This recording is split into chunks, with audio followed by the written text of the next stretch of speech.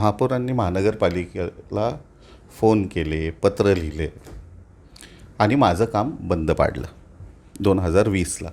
त्याच्यात अर्थात सिटी इंजिनियरनी त्याच्यावर वर्ष, दीड वर्ष, 6 महिने, 8 महिने, 9 महिने असं हिअरिंग चालल्या त्याच्यावर आणि माझं काम बंद पाडलं.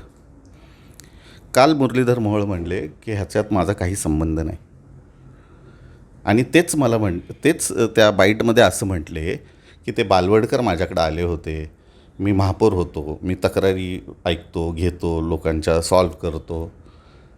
तर महापौर ह्याचा अर्थ असा आहे की तुम्ही शहराचे पहिले नागरिक आहात. ती एक संविधानिक जबाबदारी आहे.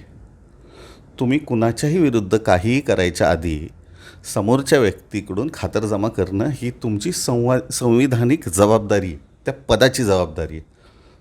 कोणीतरी तुमच्याकडं आलं, खरं आहे का खोटं आहे न तपासता तुम्ही मग सिटी इंजिनियरला प्रेशर करायचं आणि काम बंद पाडा म्हणायचं, हे चुकीचं आहे.